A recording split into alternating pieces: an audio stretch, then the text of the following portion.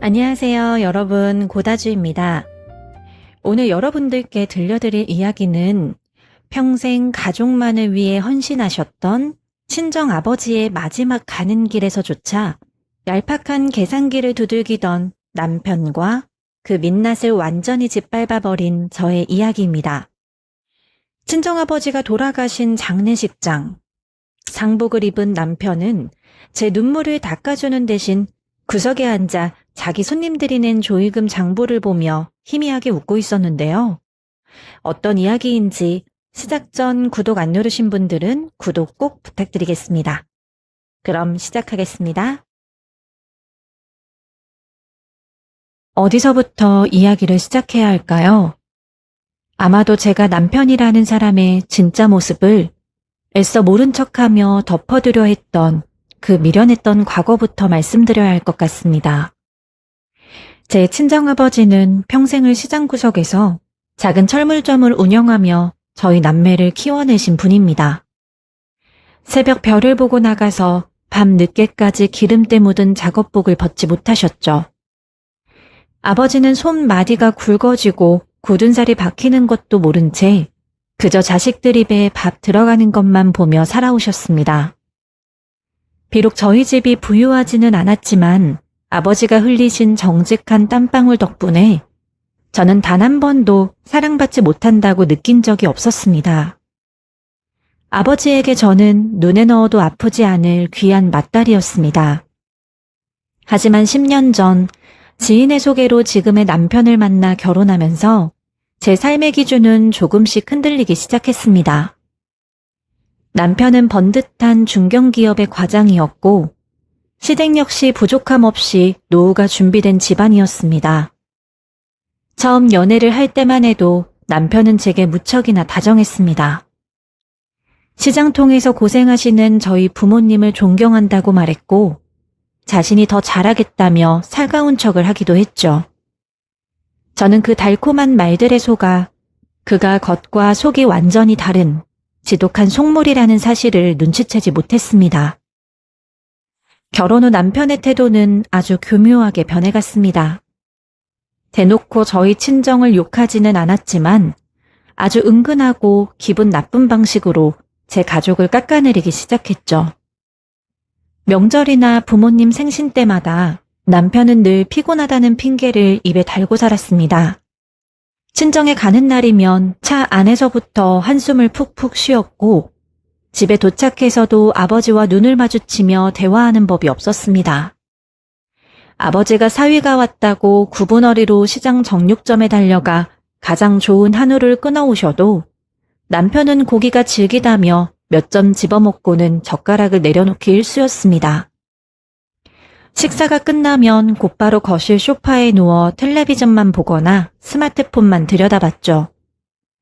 저는 그런 남편의 태도에 화가 났지만 혹시라도 아버지가 눈치채고 속상해하실까봐 늘 조마조마하며 남편의 비위를 맞췄습니다. 회사 일이 너무 고돼서 그래요, 아빠. 김서방이 요새 통 잠을 못 자네. 제가 이렇게 둘러댈 때면 아버지는 오히려 껄껄 웃으시며 사위가 돈 버느라 고생이 많으니 푹 쉬게 두라고 제 등을 토닥여 주셨습니다. 그리고 돌아가는 길에는 늘 남편 몰래 제 손에 꾸깃꾸깃한 5만원권 몇 장을 쥐어주셨죠. 사위 밥 든든하게 챙겨 먹이고 기죽지 말라는 아버지의 따뜻한 마음이었습니다. 하지만 차에 타서 아버지가 주신 용돈 이야기를 꺼내면 남편의 반응은 늘 차가웠습니다. 아버지가 주신 돈을 보며 콧웃음을 치더니 요즘 세상에 5만원, 10만원 줘봐야 어디 쓸 데나 있냐며 핀잔을 줬습니다. 차라리 그 돈으로 장인어른 낡은 잠바나 사 입으시지 왜 이런 걸 줘서 사람을 부담스럽게 만드냐고 쏘아붙이더군요. 그럴 때마다 제 가슴에는 보이지 않는 멍이 하나씩 늘어갔습니다. 나를 사랑해서 결혼했다는 사람이 나를 가장 사랑해준 사람의 정성을 이렇게 무참히 짓밟을 수 있는 걸까요? 남편의 무시는 거기서 끝이 아니었습니다. 즉 시댁 어른들을 대할 때와 저희 친정부모님을 대할 때의 태도는 하늘과 땅 차이였습니다. 시어머니가 감기 몸살이라도 걸리시면 온갖 호들갑을 떨며 대학병원에 예약을 잡고 영양제를 바리바리 사들고 달려가던 사람이었죠.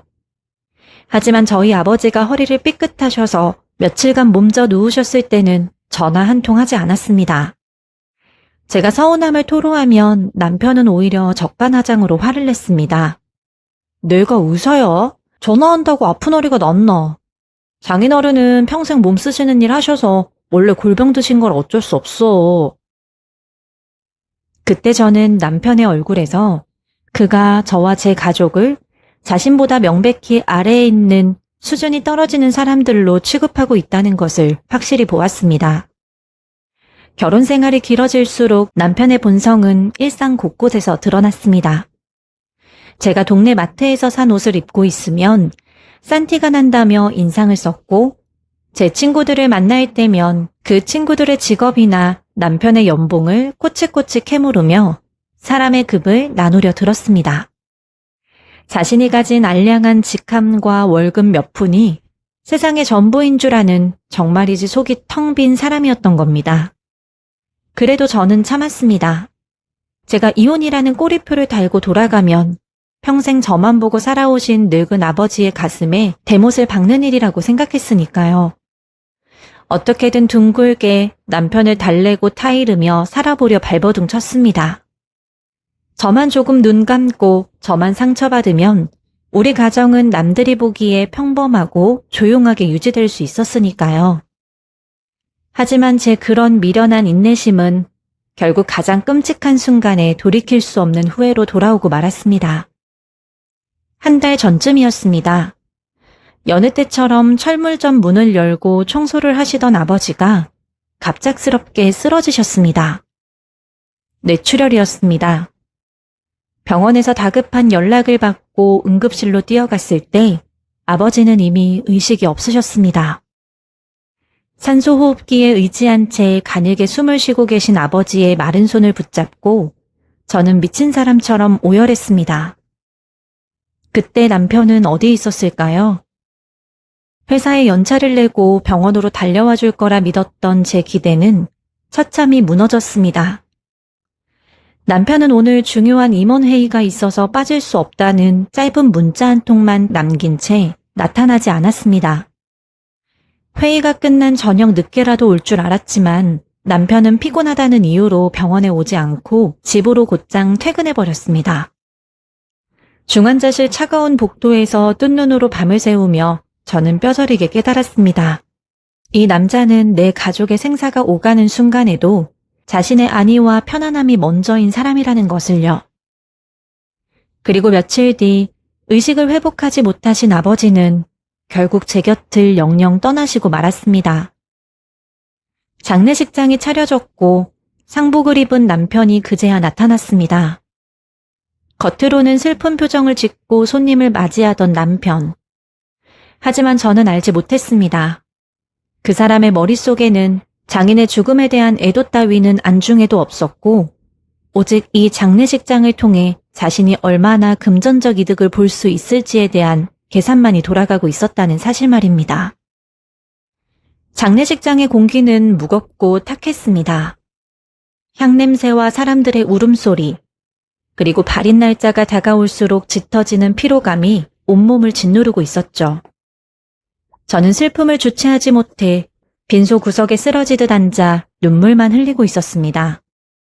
평생 고생만 하시다 갑작스럽게 눈을 감으신 아버지를 생각하면 가슴이 미어질 듯 아팠습니다.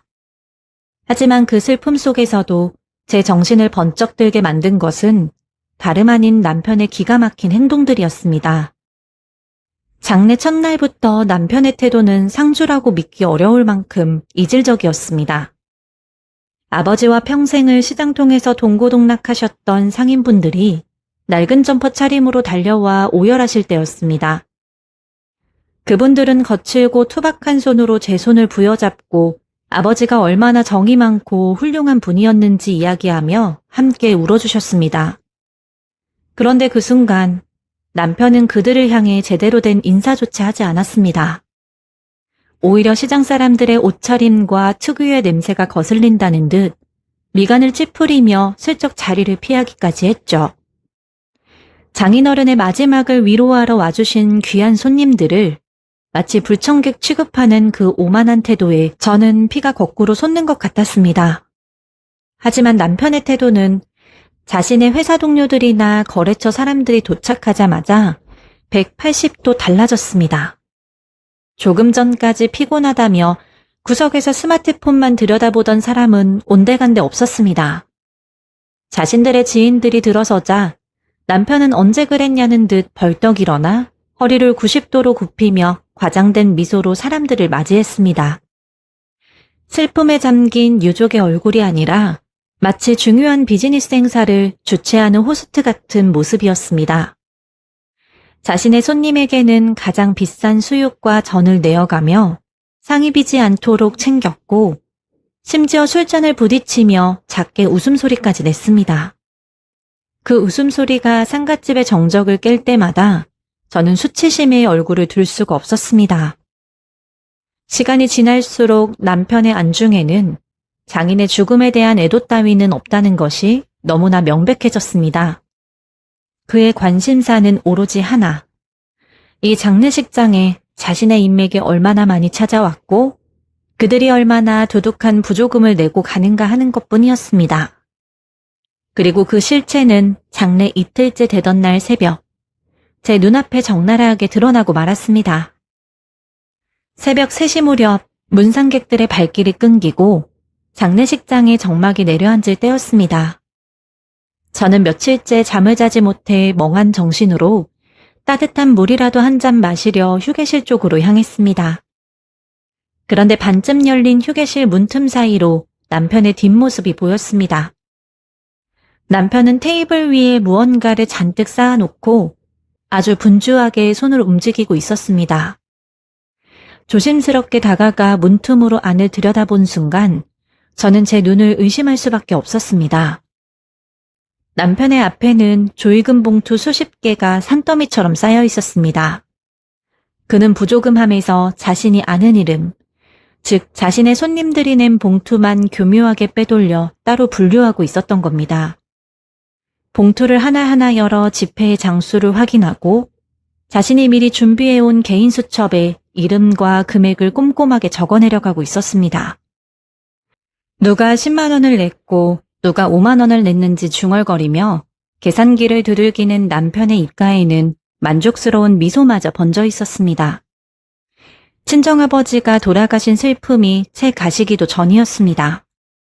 빈소에는 아직 아버지의 영정사진이 향연기 속에 놓여 있는데 사위라는 인간은 그 뒤에 숨어 자기 몫의 돈을 챙기며 웃고 있었던 겁니다. 순간 온몸의 피가 차갑게 식어내리는 기분이었습니다. 저는 떨리는 손으로 방문을 확 열어젖히고 빈소에서 도대체 무슨 짓을 하고 있는 거냐고 차갑게 물었습니다. 놀라서 봉투를 떨어뜨릴 줄 알았던 남편은 오히려 너무나 태연했습니다. 그는 저를 힐끗 쳐다보고는 하던 계산을 마저 끝내며 아주 당당하게 대답했습니다. 자신의 손님들이 낸 돈이니 나중에 자기가 다 갚아야 할 빚이고 그래서 미리미리 장부를 정리해두는 것뿐이라고 말입니다. 오히려 상갓집에 와서 밥이나 축 내고 돈은 얼마 내지도 않는 시장통 사람들 봉투나 신경 쓰라며 제 가슴에 비수를 꽂았습니다. 자신의 인맥 덕분에 장례식장 비용이라도 건지게 된 줄 알라며 뻔뻔하게 짜증을 내는 남편의 얼굴을 보며 저는 마침내 모든 것을 놓아버렸습니다. 그동안 이 사람을 둥글게 타일르며 살아보려 했던 제 10년의 세월이 그 알량한 조이금 봉투 몇 개 앞에서 산산이 부서지는 순간이었습니다. 돈 몇 푼의 양심도 인지상정도 모두 팔아넘긴 사람. 아버지가 평생을 바쳐 지켜온 우리 가족의 존엄을 그저 돈벌이 수단으로밖에 여기지 않는 사람. 저는 그 자리에서 남편이 쥐고 있던 조이금 장부와 봉투들을 전부 빼앗아 바닥에 흩뿌려버렸습니다.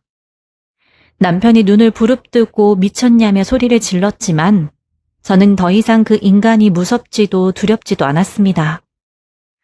저는 바닥에 떨어진 돈을 주우려 허둥대는 남편을 내려다보며 아주 차분하게 이야기했습니다. 당신 같은 인간과 단 1초도 더는 가족으로 묶여있지 않을 것이며 아버지의 장례가 끝나는 즉시 내 인생에서 영원히 꺼지라고 말입니다. 남편은 어차피 자기 손님들 돈인데 유난을 떤다며 코드숨을 쳤지만 저는 이미 결심을 굳힌 뒤였습니다. 그날 새벽 장례식장 휴게실에서 저는 죽은 아버지 앞에서 다짐했습니다. 내 아버지를 모욕하고 우리 가족을 벌레 보듯 무시한 이 대가를 당신의 인생 전체를 무너뜨리는 것으로 철저하게 갚아주겠다고 말입니다. 장례식장의 마지막 날 아버지를 한 줌의 재로 화장터에 모시던 그 순간까지도 남편의 얼굴에는 일말의 슬픔조차 없었습니다. 오히려 지루한 의무방어전을 치르는 사람처럼 수시로 시계를 들여다보며 짜증 섞인 한숨을 내쉬었죠. 유골함을 안고 납골당으로 향하는 차 안에서도 남편은 제 슬픔을 위로하기는커녕 장례식장 식대가 예상보다 많이 나왔다며 불평을 늘어놓았습니다. 시장 사람들이 육개장을 너무 많이 먹고 갔다느니 부조금 낸 것에 비해 남는 게 없는 장사였다느니 하는 소리를 입에 올렸습니다. 아버지를 막 떠나보낸 딸 옆에서 장례식장을 장사라고 표현하는 그 말에 화가 치밀었지만 저는 그저 입술을 꽉 깨물며 침묵했습니다. 지금 당장 화를 내고 싸우는 것조차 제 아버지의 마지막 가는 길을 더럽히는 일이라고 생각했기 때문입니다. 하지만 제 가슴 속에서는 이미 남편을 향한 완벽한 사망 선고가 내려져 있었습니다. 장례 절차를 모두 마치고 텅 빈 집으로 돌아온 그날 저녁이었습니다. 며칠을 뜬 눈으로 지새운 저와 달리 남편은 집에 도착하자마자 피곤하다며 코를 골며 잠에 빠져들었습니다. 거실에 덩그러니 앉아 남편의 코 고는 소리를 듣고 있자니 지난 10년의 세월이 스쳐 지나갔습니다. 저 사람의 알량한 자존심을 지켜주기 위해 제 가족을 외면했던 시간들, 가난한 친정을 부끄러워하는 남편의 비위를 맞추려 제 자신을 깎아내렸던 그 미련한 시간들이 너무나 사무치게 후회되었습니다. 아버지는 저런 인간에게 딸을 맡기고 눈을 감으시면서 얼마나 마음이 찢어지셨을까요? 더 이상 단 하루도, 아니 단 1초도 저 인간과 같은 공기를 마시며 살 수 없다는 확신이 들었습니다. 저는 곧바로 자리에서 일어나 커다란 쓰레기 봉투와 이민 가방 몇 개를 꺼내 펼쳤습니다. 남편의 물건을 하나하나 정리하기 시작했습니다. 그가 평소에 그렇게 애지중지하던 명품 넥타이, 백화점에서 큰맘 먹고 사주었던 맞춤 정장, 고급 시계와 구두들까지 모조리 가방에 쑤셔 넣었습니다. 물건을 챙기면서도 조심성 따위는 없었습니다. 구겨지면 구겨지는 대로, 망가지면 망가지는 대로 그저 집안에서 남편의 흔적을 모조리 지워버리는 것에만 집중했습니다. 옷장에서 옷을 꺼내고 서랍장에서 속옷을 비우고 화장대에서 남편의 스킨로션까지 전부 쓰레기통에 처박듯 담았습니다. 불과 몇 시간 전 아버지의 장례식장에서 자기 지인들의 조의금 봉투를 챙기며 짓던 그 미소가 떠오를 때마다 제 소나기에는 더욱 맹렬한 힘이 들어갔습니다. 짐을 다 싸고 나니 거대한 가방 3개와 쓰레기 봉투 2개가 거실에 가득 찼습니다. 저는 그 무거운 짐들을 밤새 현관문 밖 복도로 끌어다 놓았습니다. 남편이 세상 모르고 자고 있는 그 고요한 새벽에 저는 제 인생에서 가장 거대한 짐을 치우고 있었습니다. 날이 밝았습니다. 출근 시간이 다 되어서야 부스스 눈을 뜬 남편은 텅 빈 옷장을 보고 당황한 기색이 역력했습니다. 무슨 짓이냐고 미쳤냐고 소리를 지르는 남편을 향해 저는 차가운 목소리로 당장 이 집에서 나가라고 통보했습니다. 남편은 헛웃음을 치며 장인어른 돌아가신 충격 때문에 실성했냐고 비아냥거렸습니다. 저는 한치의 망설임도 없이 현관문을 열고 복도에 널브러진 그 짐들을 가리켰습니다. 당신 짐은 이미 다 빼버렸으니 몸만 빠져나가라고, 다시는 내 눈앞에 띄지 말라고 쏘아붙였습니다. 남편은 제 서슬퍼런 기세에 잠시 멈칫하더니 이내 본색을 드러내며 악을 쓰기 시작했습니다. 감히 누구를 쫓아내냐며 자기가 번 돈으로 산 집인데 왜 자기가 나가야 하냐며 길길이 날뛰었죠. 하지만 그 집은 결혼 전 제 친정아버지가 평생 모은 돈으로 마련해 주신 전세금으로 시작해 제 이름으로 대출을 받아 산 온전한 제 명의의 집이었습니다. 남편은 10원 한 장 보탠 적이 없었죠. 그 사실을 정확히 짚어주자 남편의 얼굴은 분노와 수치심으로 일그러졌습니다. 결국 동네 사람들이 나올까 두려웠던 남편은 씩씩거리며 짐가방을 챙겨 들고 쫓겨나듯 집을 나섰습니다. 저는 그가 문 밖을 나서자마자 즉시 현관문 비밀번호를 바꾸고 굳게 걸어 잠갔습니다. 남편은 자신이 그냥 홧김에 쫓겨난 정도로 끝날 줄 알았을 겁니다. 며칠 제가 화를 내다 풀리면 다시 슬그머니 기어들어올 수 있을 거란 착각을 하고 있었겠죠. 하지만 그가 간과한 것이 하나 있었습니다. 저는 그저 남편을 집 밖으로 내쫓는 것만으로 복수를 끝낼 생각에 추워도 없었다는 사실입니다. 남편의 가장 큰 약점, 그가 평생을 바쳐 쌓아 올렸다고 자부하는 그 알량한 사회적 지위와 직장을 완전히 잿더미로 만들어버릴 강력한 카드를 저는 쥐고 있었습니다. 사실 남편이 쫓겨나기 몇 달 전이었습니다. 저는 남편의 서재를 대청소하다가 우연히 책상 서랍 깊숙한 곳에 이중으로 숨겨있던 낡은 USB 하나와 비밀 장부 수첩을 발견한 적이 있었습니다. 평소 남편이 극도로 예민하게 굴며 그 근처에도 못 가게 했던 서랍이었었기에 묘한 직감이 발동했었죠.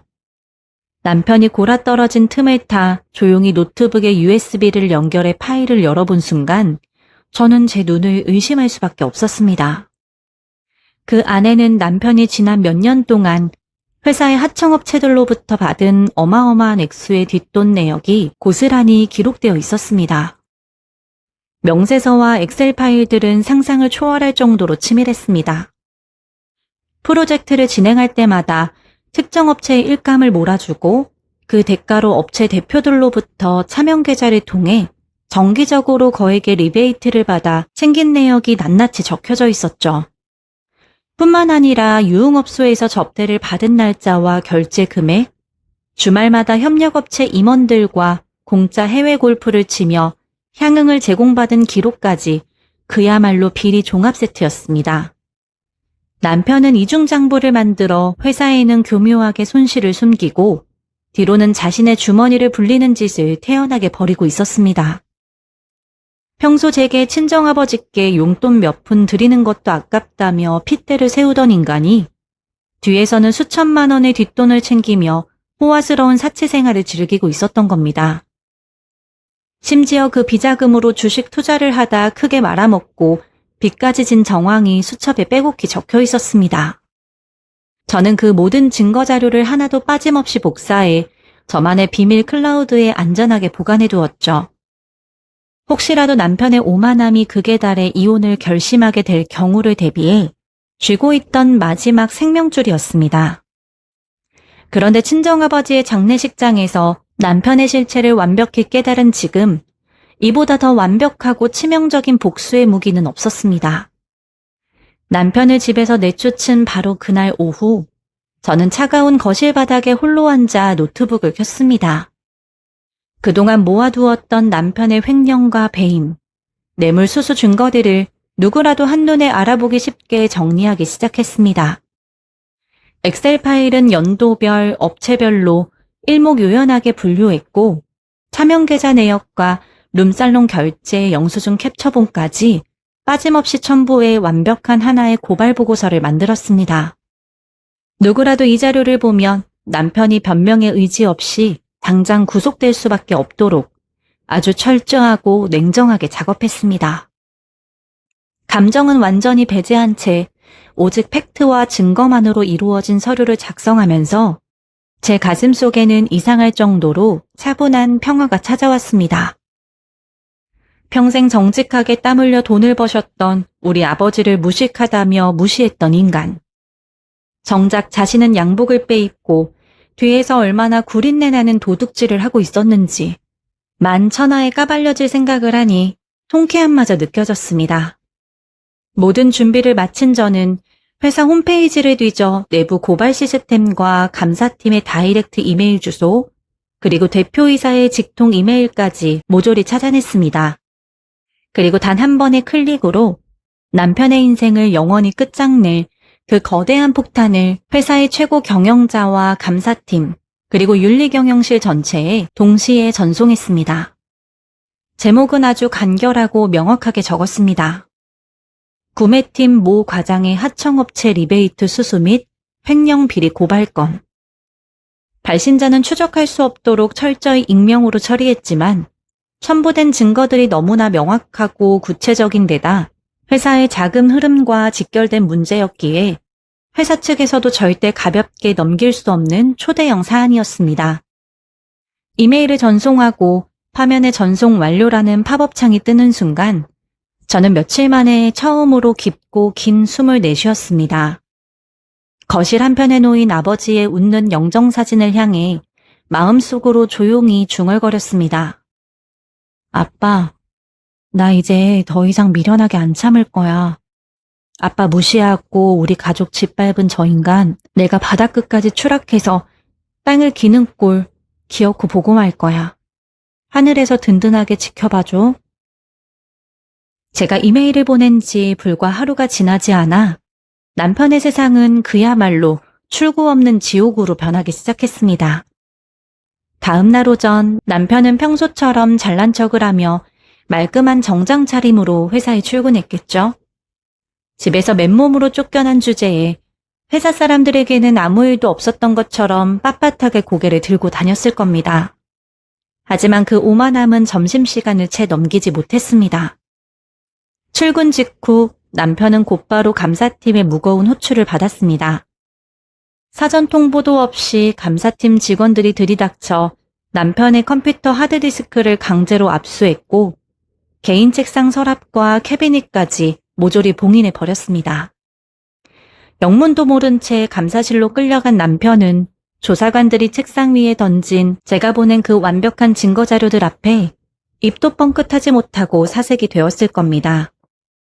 평생을 남들 위에 군림하려 들고 얄팍한 돈과 직함으로 사람의 급을 나누며 무시하던 그 인간. 그가 차가운 감사실 의자에 주저앉아 덜덜 떨며 식은땀을 흘리는 모습을 상상하는 것만으로도 저는 막혔던 숨통이 탁 트이는 듯한 카타르시스를 느꼈습니다. 오후가 되자 굳게 닫아둔 제 휴대전화가 진동을 하며 미친 듯이 울리기 시작했습니다. 액정 화면에는 쉴 새 없이 남편의 이름이 깜빡거리고 있었습니다.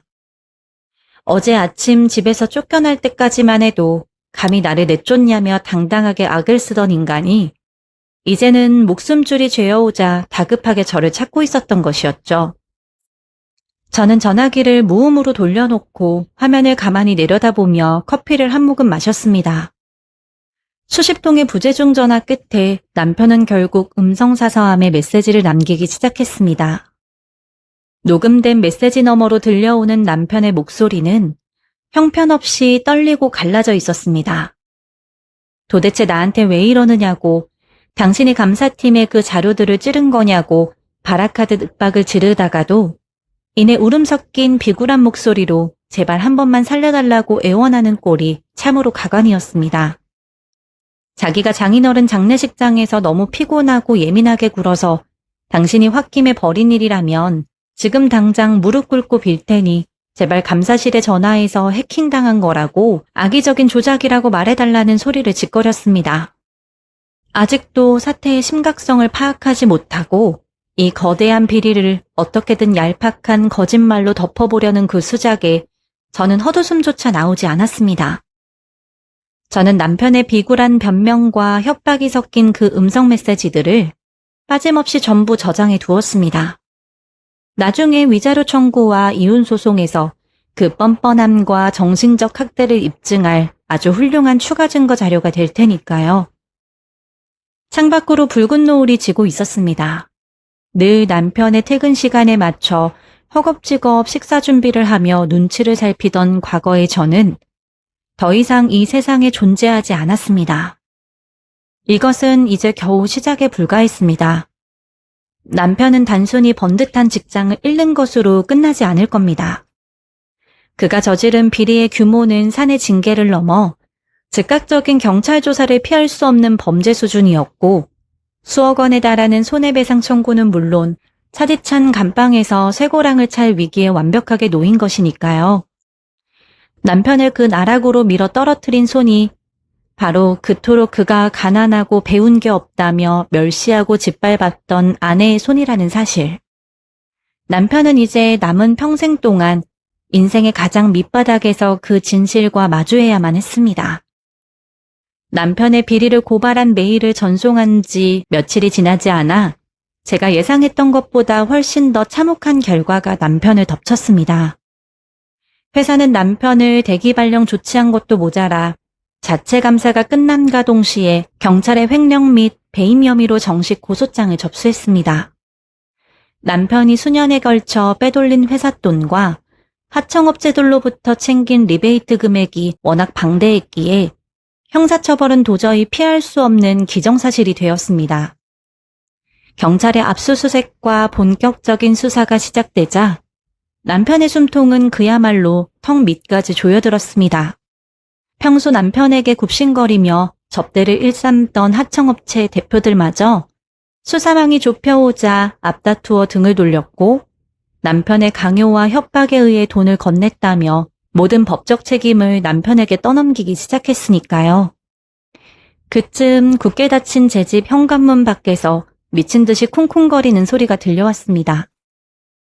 인터폰 화면을 확인한 저는 그 자리에서 헛웃음을 참을 수밖에 없었습니다. 그토록 꼿꼿하고 콧대 높던 시어머니가 머리를 산발을 한 채 엉망이 된 얼굴로 제 집 문을 두드리고 있었기 때문입니다. 남편이 경찰에 구속수감될 위기에 처하고 회사의 수억 원대 손해배상 청구서가 시댁 본가로 날아들자 그제서야 사태의 심각성을 뼈저리게 깨닫고 저를 찾아온 것이었습니다. 저는 문을 열어주지 않은 채 인터폰 너머로 들려오는 시어머니의 절규를 아주 가만히 그리고 차분하게 지켜보았습니다.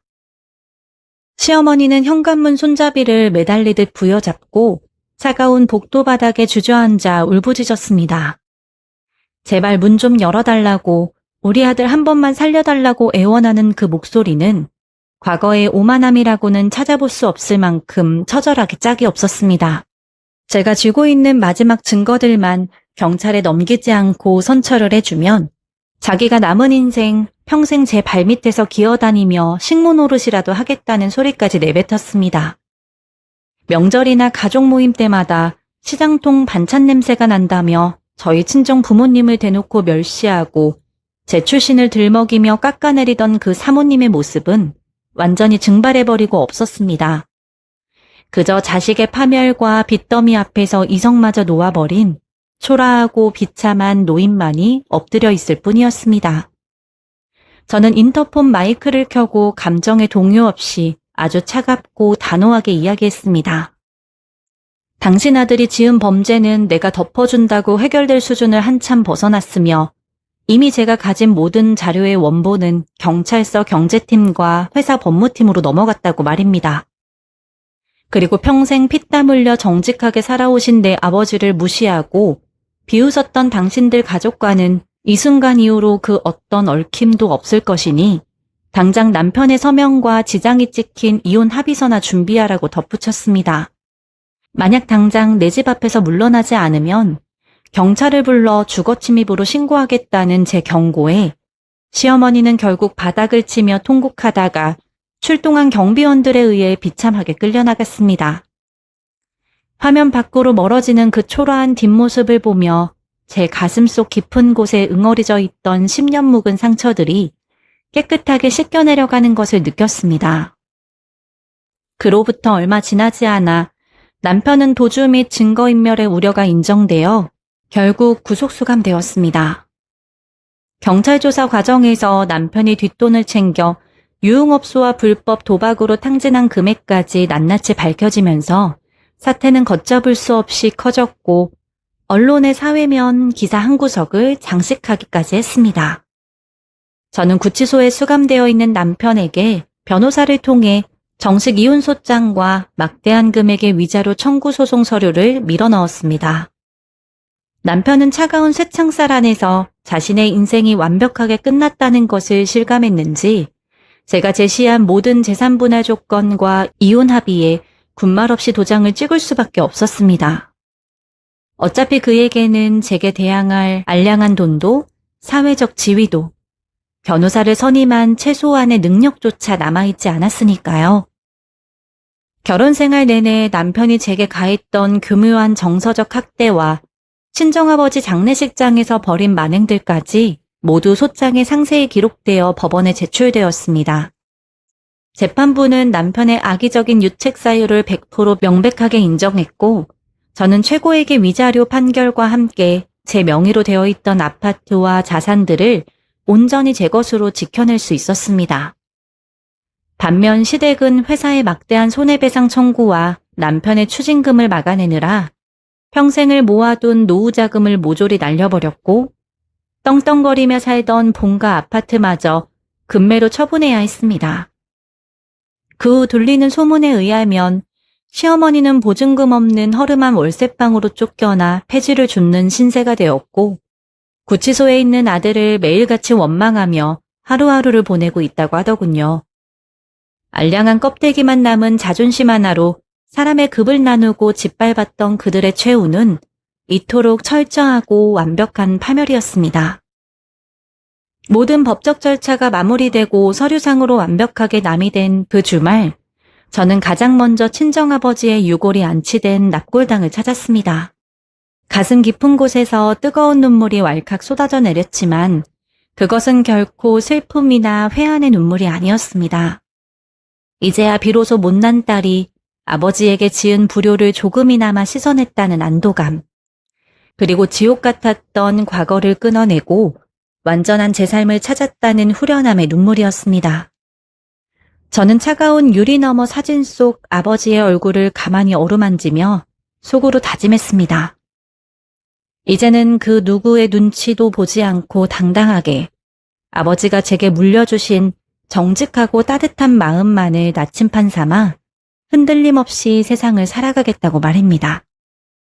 혹시라도 지금 이 순간 누군가의 부당한 억압이나 교묘한 가스라이팅 속에서 스스로를 탓하며 하루하루를 참고 견디고 계신 분이 있다면 제 이야기가 아주 작은 위로와 용기가 되었으면 좋겠습니다. 여러분은 그 누구에게도 그 어떤 이유로도 함부로 무시당할 이유가 없는 그 자체로 온전하고 귀한 사람입니다.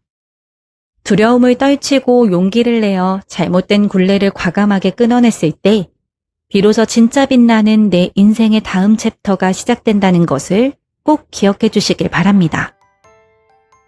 지금까지 길고 험난했지만 끝내는 제 스스로의 힘으로 통쾌하게 웃을 수 있었던 저의 사연을 끝까지 들어주셔서 진심으로 감사합니다.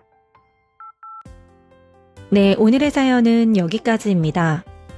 오늘 제 이야기가 여러분의 답답했던 가슴을 조금이나마 뻥 뚫어드리는 사이다가 되셨기를 바랍니다. 주인공의 새로운 시작을 응원해 주신다면 영상 아래에 좋아요와 구독, 그리고 여러분들의 따뜻한 마음이 담긴 댓글 한 번씩만 꼭 부탁드리겠습니다. 그럼 저는 다음번에도 시청자 여러분들의 속을 시원하게 풀어드릴 더욱 공감 가고 흥미진진한 새로운 사연으로 다시 찾아뵙겠습니다. 감사합니다.